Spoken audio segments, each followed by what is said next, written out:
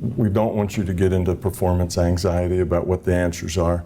It's not that you have to get right answers. It's just, I want you to go through the process so that you get a sense for some of the tools that we use. Whether you get a right answer today or not, it's not important. But if this gives you some data that you can use to develop your own skills to get right answers, as you work on it, then that will be successful. So just giving you some ideas, some of the things you can do. Now we talk about that what we actually see are metaphors that we're making up to fit our own database, and that's what we're looking at. And many times we look at other people's, we read other people's book and see what other people have seen, and then we tend to fit it into the same thing because we think that those are the right answers. So we tend to copy it. I'm going to run you through some exercises first, just to kind of warm you up like I did before, and then secondly, we're going to do some things where you can calibrate yourself as far as how you interpret things, what things should look like to you. So we're not going to actually be healing or whatever, but we're just going to be forming things in your mind and let those things come however they do. Okay, first let's do some warm-ups. You can close your eyes or open them. I'm just going to exercise your imagination here. Okay, imagine that you're riding in a speedboat. And I want two perspectives, one where you're on the boat and one where you're off, looking at yourself riding. Okay, imagine that you're riding a horse. Two perspectives, on and off.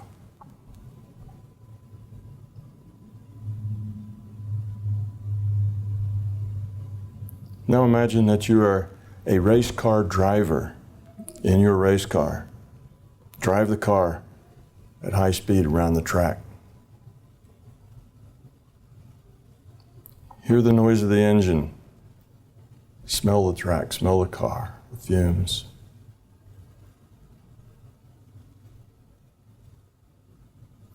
Okay, we're now going to imagine a beehive. I want you to zoom in on that beehive, become a bee, and go inside the hive and look around.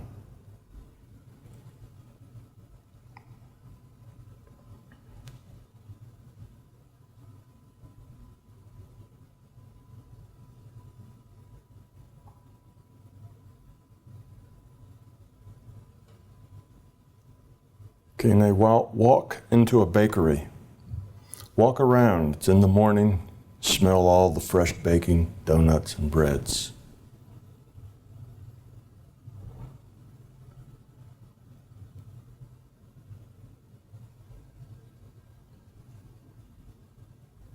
Run your hand over a fur coat, feel the texture.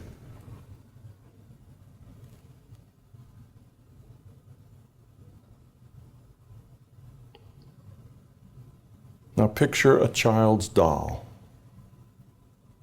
Make the doll stand up and dance.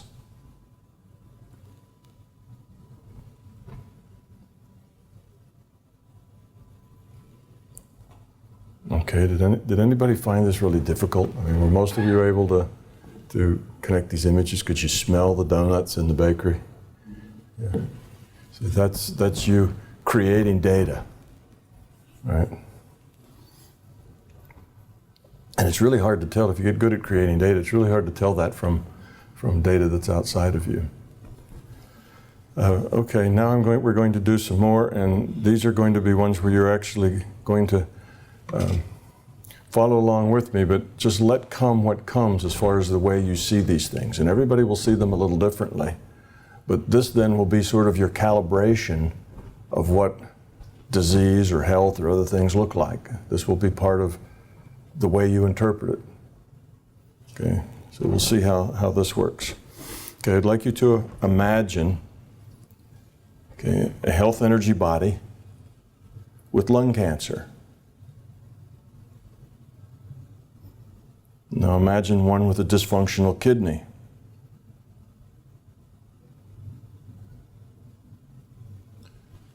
With a brain tumor.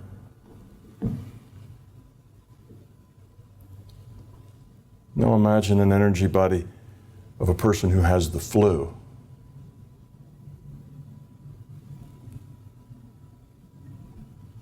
And then lastly, one that has no health problems at all, a healthy energy body. Now I want you to imagine the health body of Canadian Prime Minister Stephen Harper.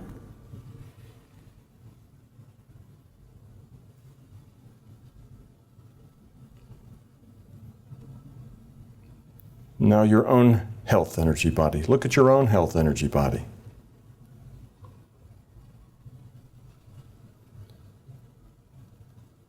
Notice the state of your mind and your feelings when trying to view your own health energy body.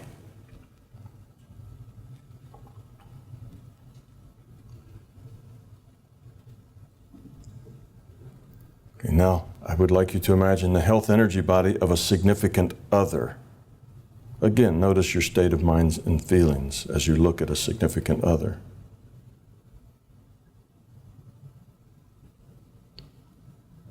Okay, now let's look at the emotional body of someone who is happy, feeling terrific. A very happy emotional body. Now one that is feeling sad.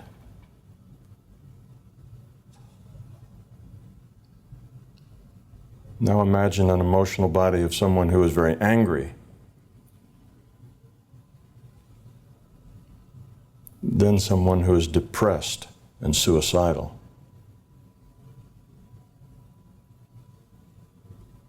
Finally, imagine an emotional body of a couple falling in love.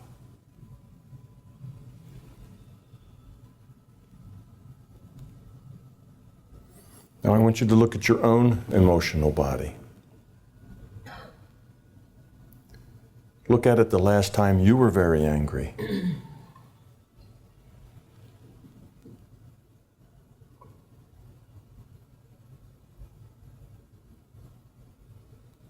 Now we're going to look at the spiritual body. First, we're going to look at the spiritual body of a saint.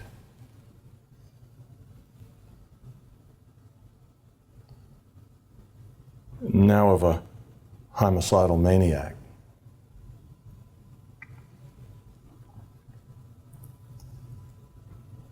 Next, a drug addict.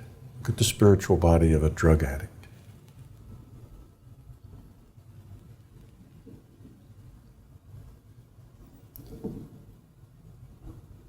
And then finally, the spiritual body of just the average person.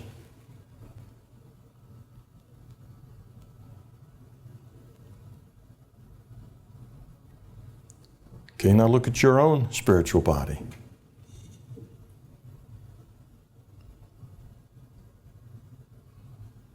And then the spiritual body of a significant other.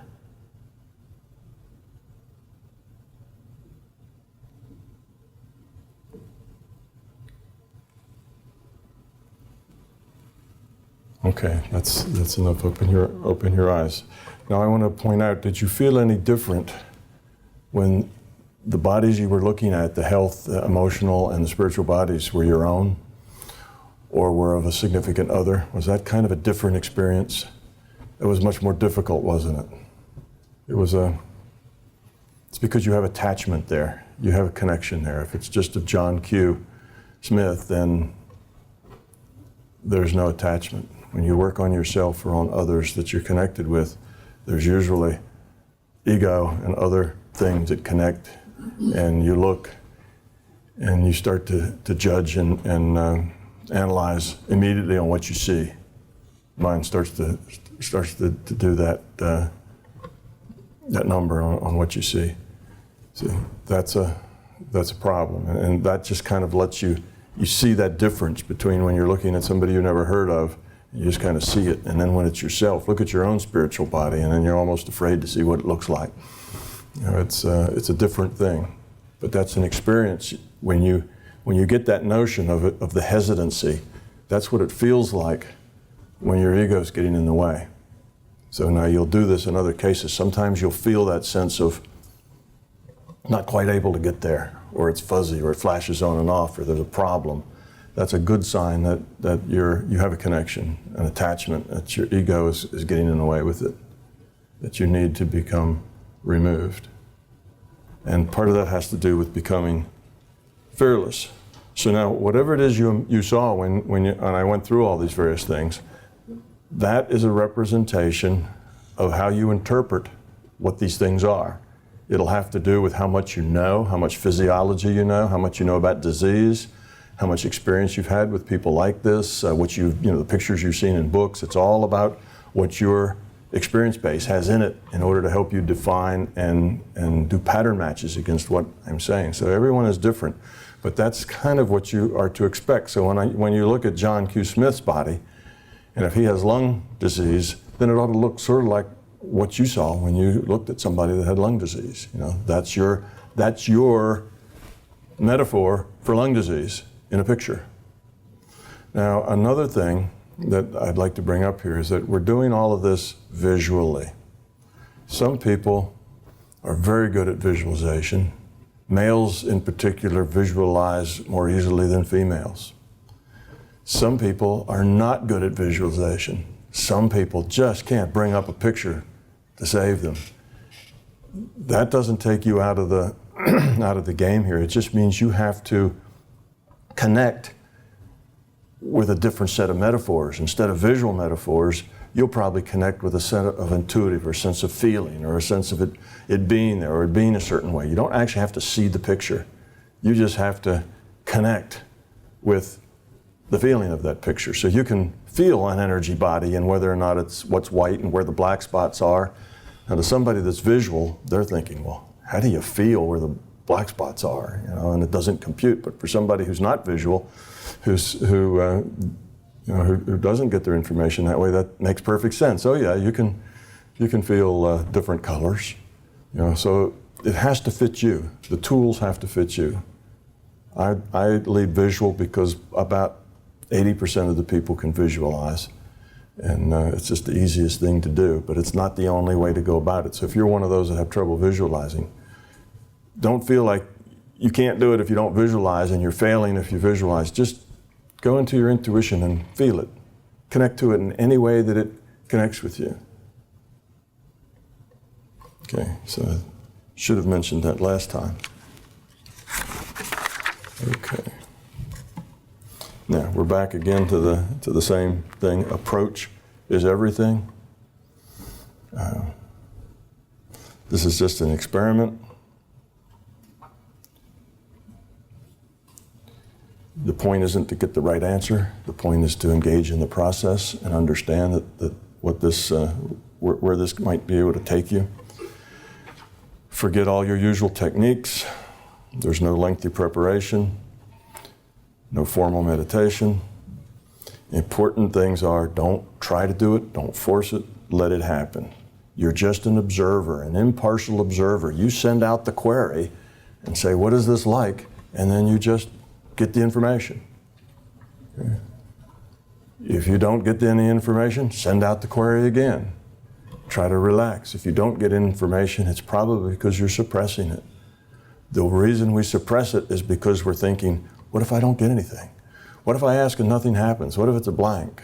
Well, that's the best way to make a blank. If you want to get a blank, then start analyzing what might happen. Start being concerned about your performance and your ability to get it, and that will create a blank. So you just need to send out the question and say, well, it doesn't matter. It can be a blank. That's all right. I can get data. I cannot get data. I'm just listening to the structure here, the process. And just let it go. Just experience it, see what happens. So you've probably all heard of beginner's luck. How when people first step up to something, they seem to be really good at it for a while until they try. And that's the same thing. Okay, so we're looking for a little beginner's luck here. Just don't be serious about it. People who, first time they grab hold of a bowling ball, and they don't expect to do anything at all. They just go up and throw it, and they generally do really, really well. And then after people tell them how well they're doing and so on, they can't get one to, stay out of the gutter to save them because now they're trying, and that's what messes them up. So that same thing applies here. Don't expect data. Don't have a big need for data to come by. Just be open. Say, well, I'll put out the inquiry and we'll see what happens. And that's the way to approach it. Sometimes people, it takes them a long time to get over their inhibitions and their belief systems.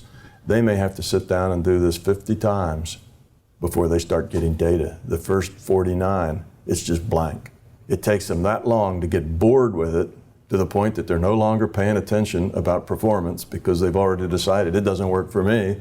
And then suddenly it starts working. Sort of like the couples who can't get pregnant and they adopt a child and then they get pregnant. It's all about pressure. You block things when you have anxiety about them. So that's the killer of this process is anxiety. So we'll let that go. Okay, no expectations at all. And again, when I say no intellectual control, of course you have to have intellect to ask the question, right? You're sending out the intent. That's an intellect to do that. But no intellectual analysis, no judgment. You're just there. You're a bystander, just watching to see what happens. Okay. Don't try to be in control. That's another problem. We tend to want to be in control of whatever we're doing because we know if we're not in control, it won't work right.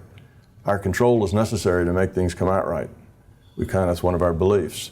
Things will work better here if you don't have any control whatsoever. Just let it alone. You don't have to control this process. You just have to observe it.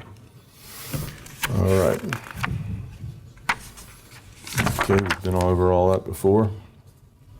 We're going to have another 2 diagnosing and healing exercises, another remote viewing, and another one in the past and future. But these will be just a little longer. Give my voice 100% of your attention. The first 10 or 20 seconds after you close your eyes, just start to relax, take a couple of deep breaths, and then listen to your environment. Listen for every tiny little sound out there, and then accept it and say, that's the sound that's out there. Plus there may be others, and then let it go so they won't bother you.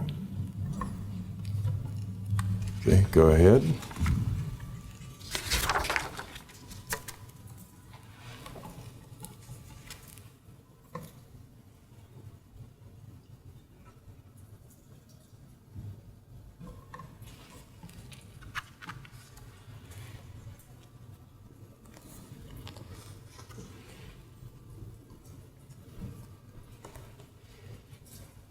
I would like you to see or imagine a 3-dimensional humanoid outline,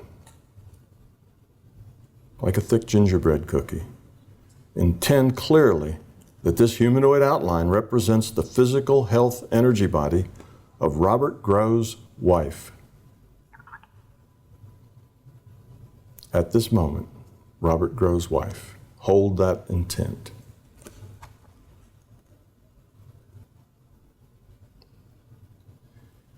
Intend clearly that the energy that represents health in this energy body be white, and what represents a health problem be dark. The more serious the problem, the darker the energy looks. Hold that intent.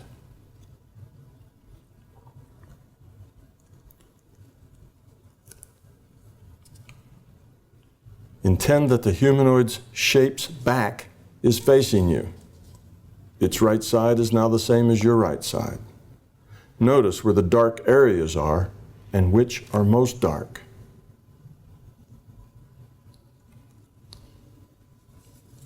With your attention on the dark spots, rotate the image of your viewing angle so you are looking at the side view, and then move on to the front view.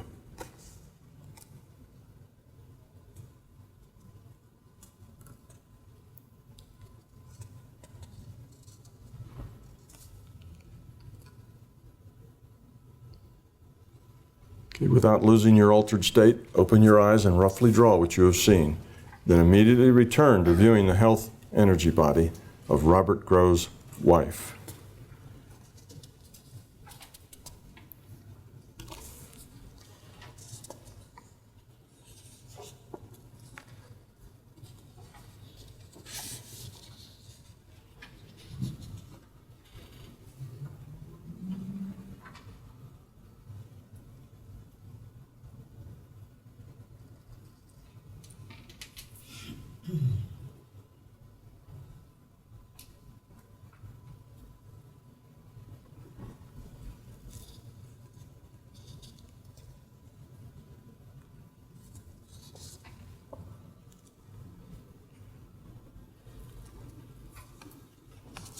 Okay, you can repeat the last few steps to check if you get the same thing.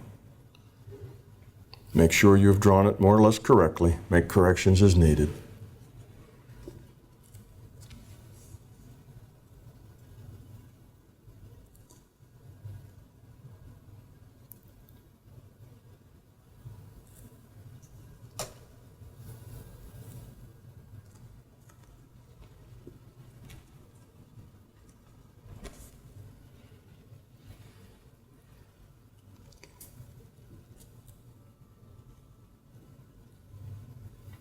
You should be viewing the energy body of Robert Grove's wife. Watch the health body as you clearly intend that the energy body no longer represents the state of Robert Grove's wife's health at just this moment, but that it now represents the health of this person yesterday. Then use your intent to slip back in time one more day and then another. Now similarly, move backward in time 1 week at a time until you see the black spots disappear. Keep track of the number of weeks that pass. If the black spots do not fade, go back a year at a time, and so on.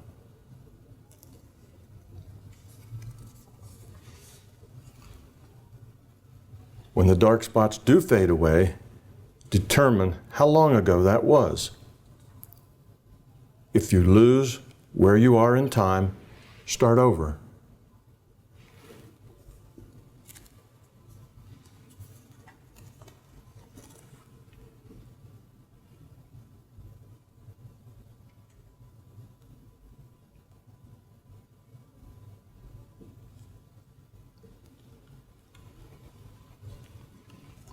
When you get to where the illness started, look at the energy body just as the illness began to manifest within the body.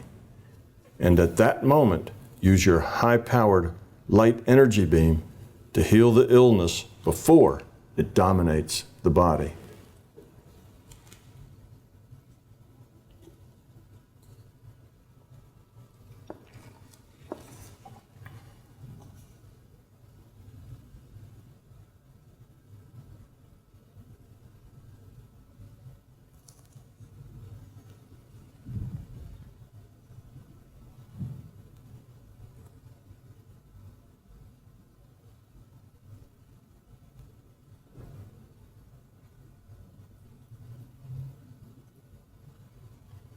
Now slowly move back toward the present time, one increment at a time, making sure the ailment did not reinsert itself between then and the point where you are.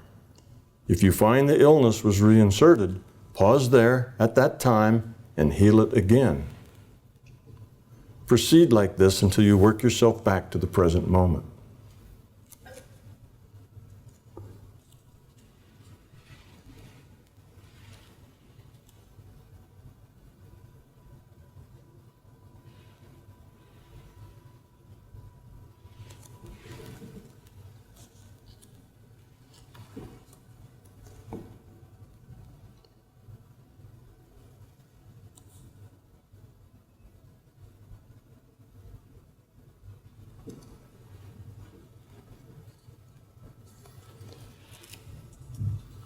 Now use the beam to make the entire energy body glow with intense white light.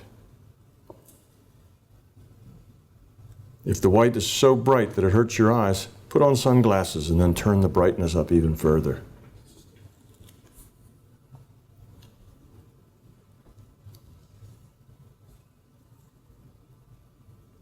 Intend that this energy body remain super bright white for a long time. Intend that the energy that you have placed on Robert Grove's wife's body is so great that it will maintain the energy body in a brilliant state for a long time. And hold that intent.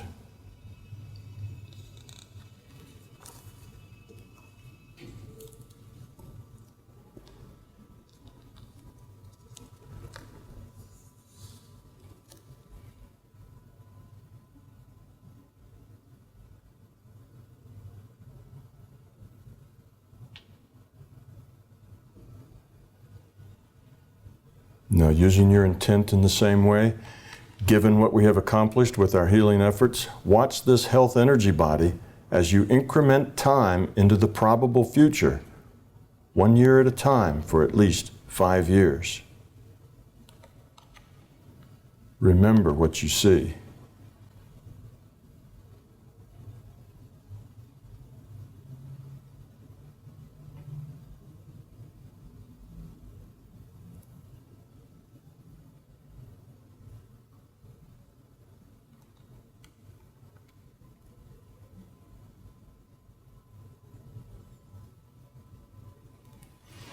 Now intend that this health body of Robert Grove's wife looks the way it would look if we had not intervened today with healing.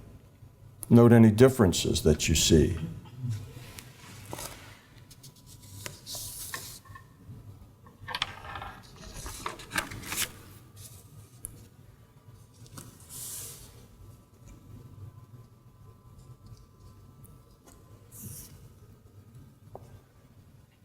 So now you have seen two pictures, one of her energy body as we have healed it, and one as if we had done nothing. Look at both sets of data in graphical format. A graph of predicted future health versus time, with and without our healing help. On the y-axis is the probability of excellent health, going from 0 at the origin up to a maximum of 1, which is perfect health. On the x-axis, time goes from the present at the origin out to a maximum value of 5 years. Look at the graphical display.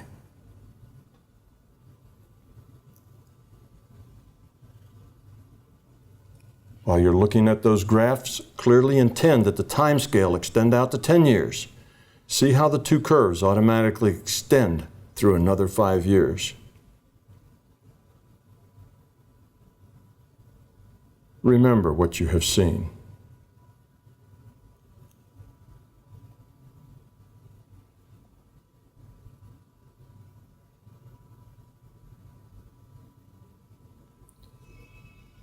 Without losing your altered state, open your eyes and roughly draw what you have seen. Feel free to repeat the last few steps and check to see if you get the same thing. Make sure you've drawn it more or less correctly, make corrections as needed, then immediately return to floating in the void.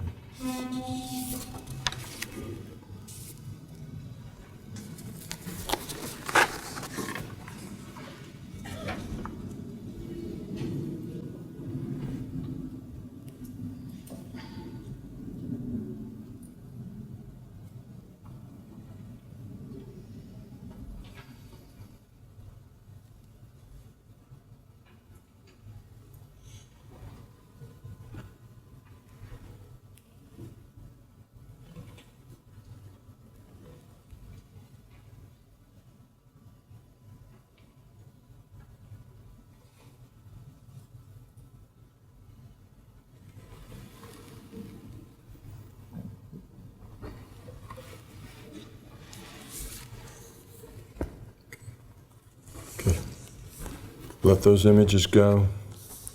See or imagine a 3D humanoid outline. Intend clearly that this humanoid outline represents the health energy body of Wendy P. as it exists at this moment. Hold that intent. Wendy P.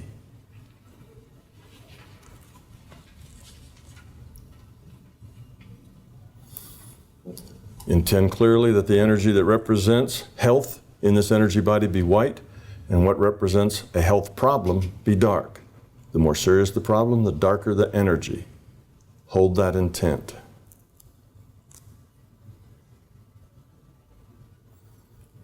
Intend that the humanoid shape's back is facing you. Its right side's now the same as your right side. Hold that intent and notice where the dark areas are and which are most dark.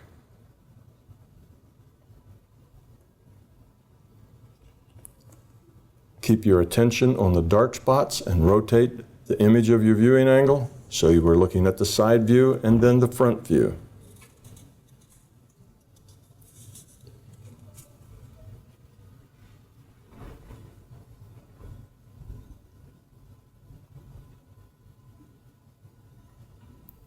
Without losing your altered state, open your eyes and roughly draw what you have seen. Then immediately return to viewing the health energy body of Wendy P.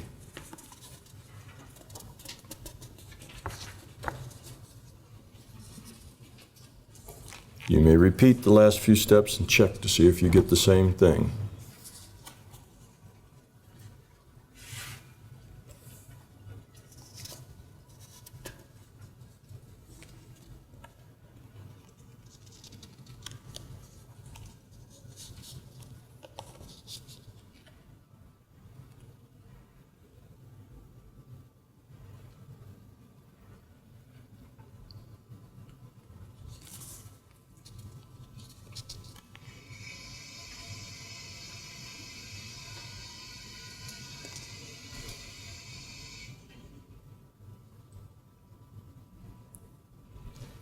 Okay, return to looking at the health energy body of Wendy P.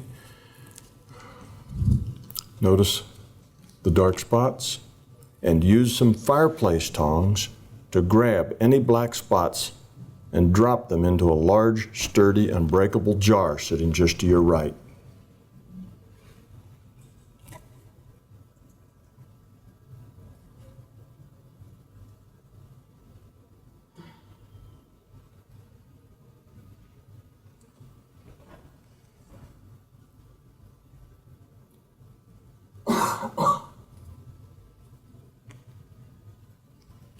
After all the black spots are in the jar, toss the fireplace tongs into the jar as well and screw the lid on tightly.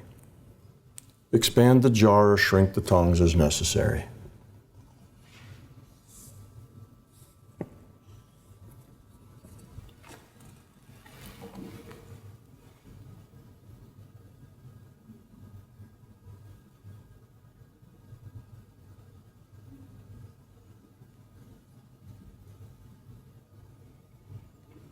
Okay, now toss the jar into a sun where all of its contents are evaporated into disconnected elementary atoms and free particles.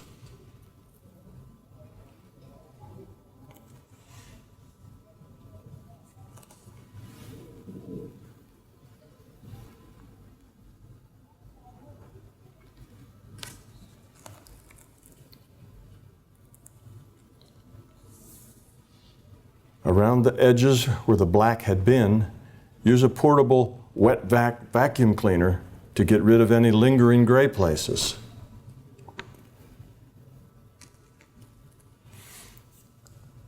Alternately, you may use rubber gloves and a scalpel, dropping what you cut away into a jar.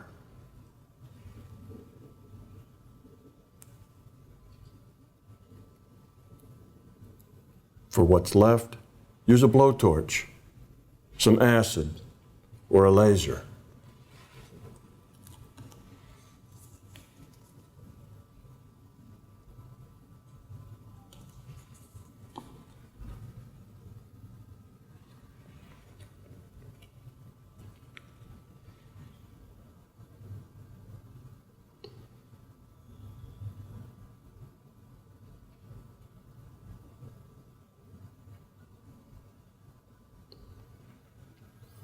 Now, if you happen to use the vacuum, the scalpel, or the gloves, when you are done, use your intent to toss everything, including the scalpel and gloves, into a safe, strong container, and then toss everything into the sun.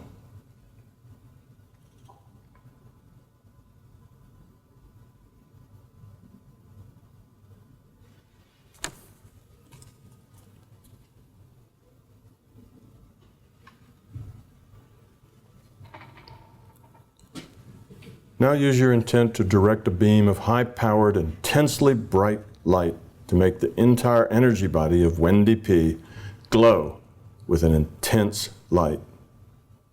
But intend that the light itself pick the color that it should use for optimal long-term healing.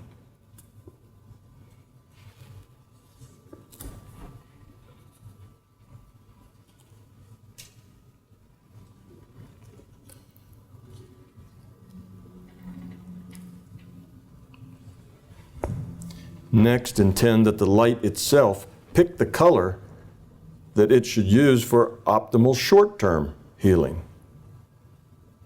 Continue until all the dark places are glowing brightly and the entire energy is clean and bright.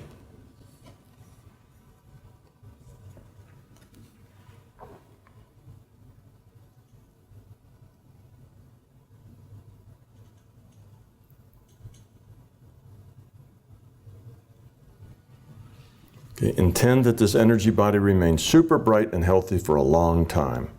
Pick a sun from the universe, compact it to the size just a bit larger than the energy body, and place it in the energy body.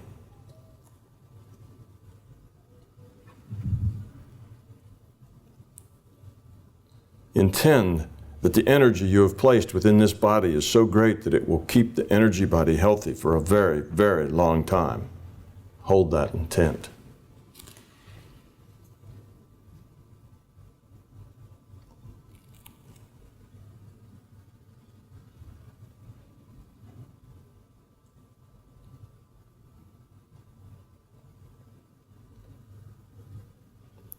Clearly intend that the image of the health energy body change to represent the emotional, egoic, or feeling energy body. Look at the patterns and colors within Wendy P's emotional body.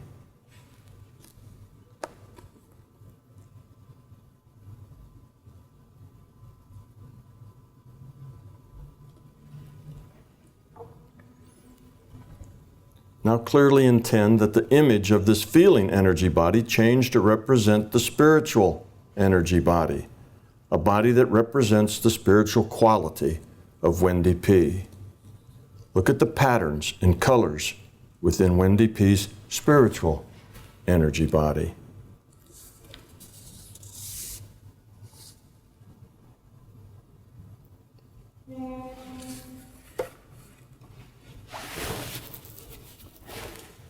When you're done, let that image go and simply float in the void for a moment.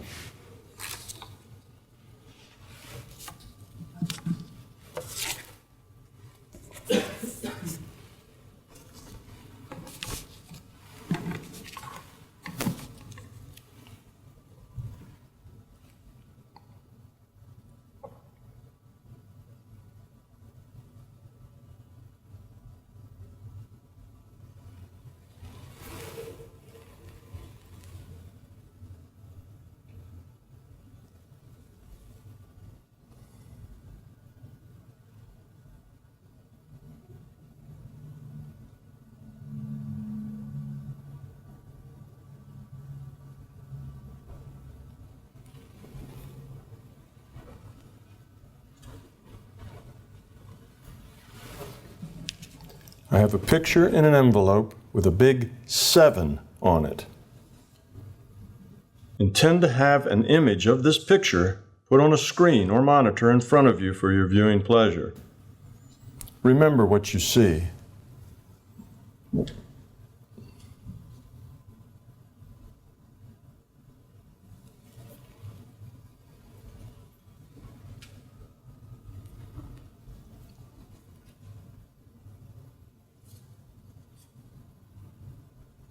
Now put that result aside, move your vision to the envelope, and with no expectations of what you might see, look through the envelope to view this picture.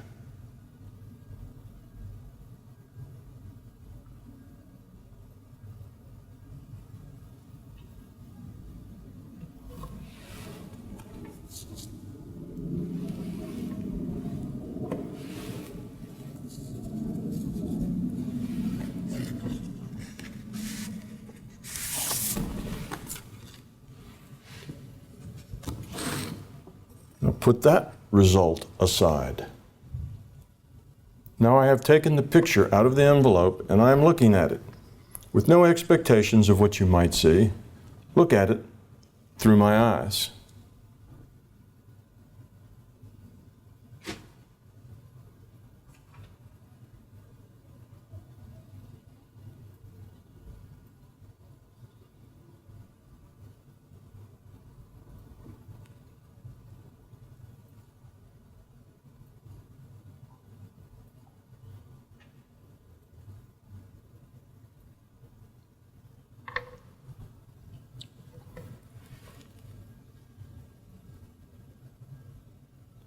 Now put that result aside.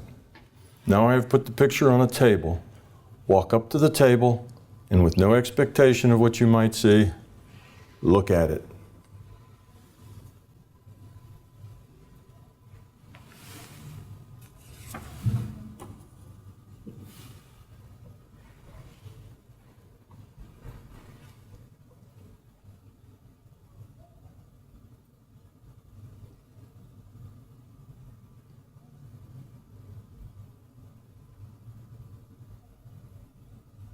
Without losing your altered state, open your eyes and write down or draw what you saw each time. Then immediately return to float in the void.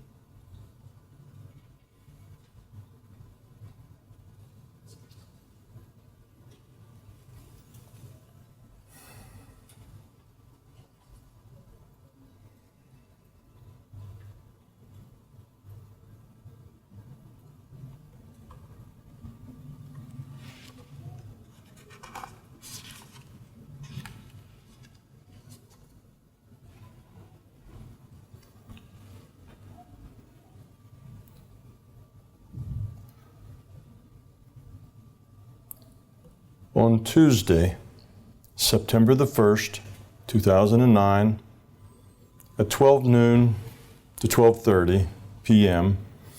Eastern Daylight Time, Donna plans to do, and will do, a certain specific activity. See if you can find out what that will be.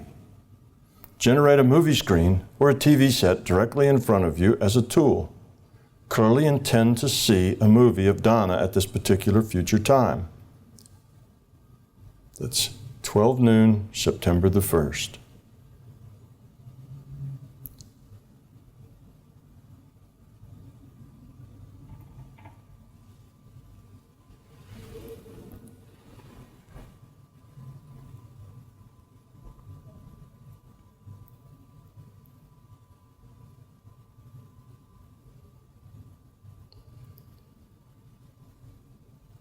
Another approach is to listen to or hear a voice describe to you what is most likely to go on. Or you may start with Donna in the present and forward time up to September the 1st at 12 noon and see what happens.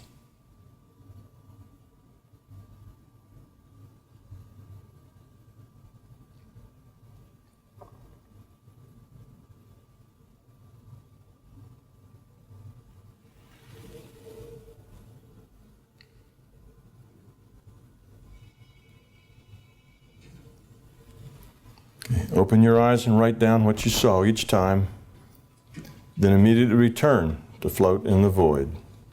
I will give you some free time here to do with as you will.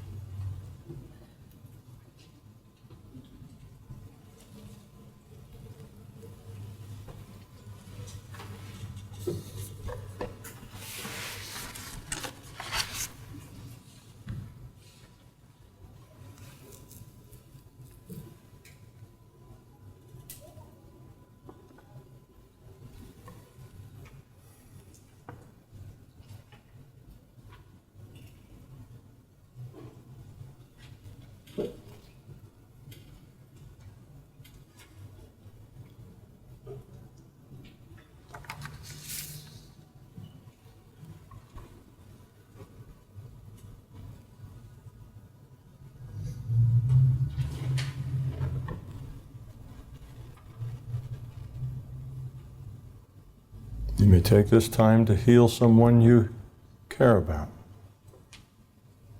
or just to give positive, wonderful, loving energy to someone special.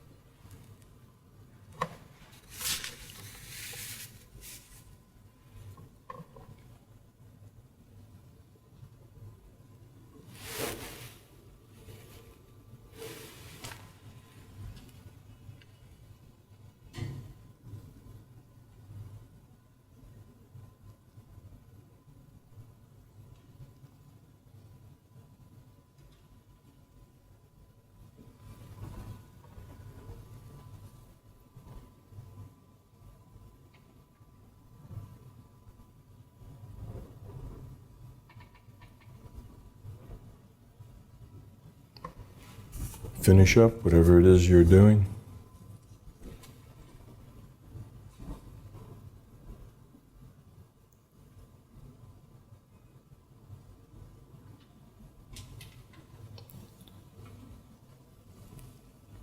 Okay, open your eyes and let the experience go. Slowly and gradually re-embrace the physical world.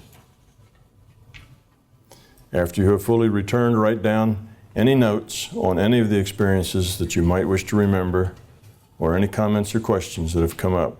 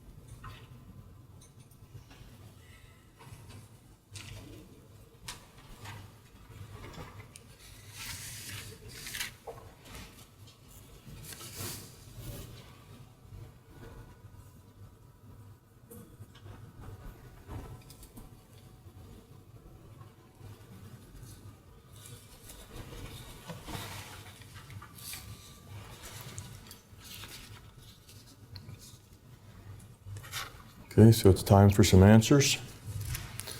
First, Robert Grove's wife.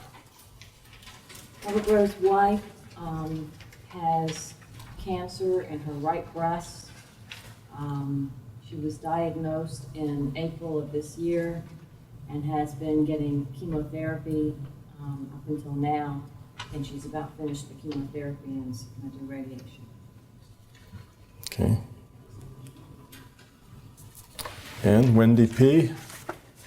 Wendy P. has end-stage liver disease, which was finally diagnosed in 2008 again.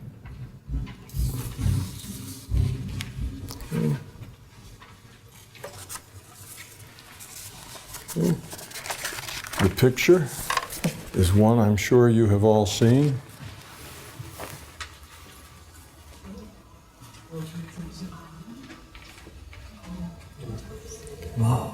Now, this is actually a very good picture for this sort of thing, not only because of the emotional content and that it's dramatic, but it has simple geometric shapes. It has two columns with brightness in it. This is a very good kind of picture for this. Everybody see that? Twin towers with flames. Now, hopefully you had a little easier time this time, setting things aside than you did the last time. Every time you do this, you'll get a little better at it. You'll get a little better at getting rid of the expectations and beliefs. We looked at emotional and spiritual bodies, as well as health bodies. Yeah. Whether you had read a book and known what other people thought these looked like or not is really irrelevant. You should start developing your own patterns of what things mean. And you do that by looking, let's say for the spiritual body, you do that by looking at people that you know have high spiritual quality. You know, look at the Dalai Lama, look at those people that you know, and look at their spiritual bodies, and then that will give you an idea how you interpret that data. You see, I'm avoiding trying to tell you how to interpret the data. That's not helpful to you, actually. You will interpret the data in your own way. Now, you may see pictures of how other people do it, but that's really not helpful either. It's your own interpretation that's important. But you have to calibrate that. So you have to look at people that you know are very spiritual people, and then you have to look at people that you know are not very spiritual people. Look at somebody that they just drug in for, homicide or a serial killer or something, and look at that body. Do this enough that you get an idea of how you're interpreting this data and what it looks like. Eventually, after you've looked at hundreds of these, you will be able to understand exactly what they mean. The first one you look at, it'll just be, oh, isn't that interesting? You won't really know much. You have to do this. This is where the experience comes in, and you have to do it with targets that you have a real good idea of where they fit in the pattern, and then you can see what this extreme is and that extreme is. Those extremes aren't hard to find as far as examples go, and everything in between you'll see is some sort of a gradation between those two extremes. It just takes practice and experiment with it, and just keep doing it until you have enough data that you can convince yourself that what you're doing is real. And if you haven't gotten to that point yet, then keep doing it, keep experimenting with it. And you will eventually find ways to verify what you see if you look at these energy bodies. Again, you're going into the database, you're pulling out information, and your intent is what's creating the query, and then you are using metaphor in order to display that, and we've asked to display it in terms of pictures. If you want to display that in terms of feeling, that's all right too. That's the vibe thing, right? The vibe thing's a feeling. We're not displaying the vibes in terms of pictures, where we like people or dislike people or frightened of people or attracted to people. That energy, we're getting information there, but we're not making pictures out of it. If you want to make a picture out of it, you can. You just have to have the intent. Your intent determines the output format of the data. That's why we did a graphical one this time. Sometimes you're asking for information that's easier to see that in a graph than it is in a picture. Sometimes it's easier in a feeling than either one. So you can vary your output format. That's just part of your intent. So intend what you want, the data you want. It has to be precise. It can't be a general query or you're going to get all kinds of junk. And intend the output format. Okay, so we practiced that. One, we went back to where the disease started. And in that one, sometimes it's very effective to start at the beginning than it is to start at the end and try to change something that's been in a long time developing. You can be a lot more effective. Sometimes that isn't. You just need to get the sense of what you're doing. With practice, you'll kind of know where it is you need to start and what's going to be most effective. But again, it just is your experience. Sometimes a person is so far gone with a disease that you can't start at the end. You have to go back in time at a point where there's some place where you can influence it. And what that's doing then is you're trying to change the probability of the future outcome, and your intent is to use up any uncertainty that remains in the picture, uncertainty from the beginning. It's just another way of focusing your intent on measurements that haven't yet been taken. It's just another way to do that. But it can be very effective as well. When we looked at the remote viewing, I went through several kinds of things. You can listen to it, you can see it as a movie, you can get it in slides. You have to pick the format that suits you, something that works well for you. Again, you won't know that until you experiment. I keep telling it over and over and over. It's not something somebody can give to you. This is something you have to generate out of your own experience. Now, we use tongs and gloves and that kind of stuff, and you notice that we cleaned up after ourselves. We put the stuff in jars and we threw it into the sun. So we cleaned up our own mess as we went. Why do we do that? The reason we do that is because of the belief systems that you might have. These are just tools, right? And we're making them up. These are our metaphors. You know, why do we have to clean them up? Well, what happens is that people use these metaphors. A metaphor is a way of manipulating, focusing your intent. And what'll happen is in the back of their mind, they're thinking, oh, I left that chunk of diseased tissue out there someplace, and maybe the next time I go out there, I'll run into it and get it. Okay, that becomes a belief, and then it can actually happen. You see, so we get rid of all of our tongs and scalpel and the tissue and all like that to protect ourselves, from our own beliefs. Likewise, people will sometimes use their hands, and they will go in and they'll take, the bad things out. And then sometimes somewhere in the back of their mind, there's a little belief sticking back there, maybe not even up in their intellectual part, but just at a deeper level in their mind that says, gee, when you touch things, you might get them. And then they get ill. So if we all have these beliefs and they're hard for us to know, so the best thing to do is don't use your hands. You have a good imagination, put on gloves. Now all that does, it's not really protecting you from, it's all in our imagination, right? We're making this all up, but what it does is protects you from your beliefs. Otherwise, you can get ill from it. Sometimes people even think that the only way that they can remove a disease from person A is if they take it onto themselves. So they'll go in and they'll take the illness into themselves. So they absorb the illness. Well, that's just a belief that you can't make illness just go away. That's impossible, but you could transfer it. That's easier. It's just a belief. Well, they will do that, and often they will make themselves ill. The mind is a powerful thing. You have to be careful what sort of nudges and clues that you give it, or you can get yourself in trouble. So that's why we use the tongs instead of your hands. We use gloves, and we cleaned up. Now things like lasers, blowtorches, vacuums, scalpels, suns, anything like this that you want to use is fine. Whatever works well for you. You can use filters. You can take that energy body and have this big filter, and then you can run this filter through the energy body, and it filters out all the bad stuff and leaves all the good stuff. Whatever. It's up to you. So they're just tools. All right.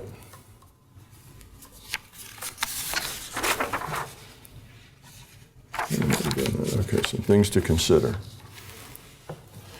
Again, the big question is, was it real? Well, it probably was real if you were no longer in touch with this reality frame, and if your intent was steady and your mind was not flitting around. If your mind was flitting around, then it probably still was real, but only real in patches. Okay, only real in spots. So it depends on you. Now, for you to know whether or not it was real, you're going to have to do this a whole lot. The approach is what's critical. Okay. The key is to silence the intellect. Let it direct, but don't let it analyze, judge. Don't let it deal with fear, ego, and making things happen. Don't try to, you can direct the action, but don't try to force the result. The result just has to happen. Okay, the speed was intentional. I went through these very quickly. The reason I went through them very quickly, I was only giving you like 10 to 20 seconds between instructions. It was very fast. The reason for that is it gave you less time to wander around and start jumping from thing to thing. it really doesn't take very long to settle, as you know when you were riding the horse, or yesterday the elephant, and all the things you were doing. You can switch your view in tenths of seconds.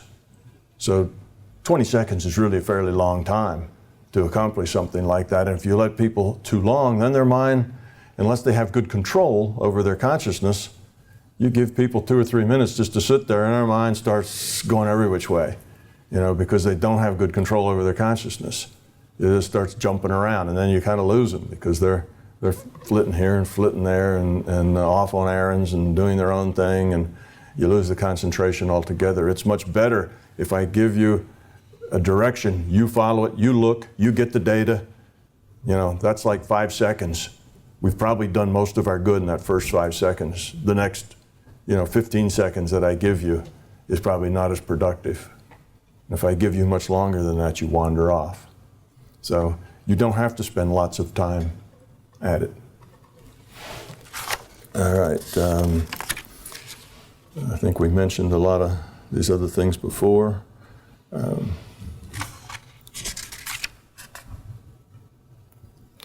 right, we've been all over that. Now let's get to the last slide. This is I always end with this slide because you have to be where I was when I went out to see Bob Monroe.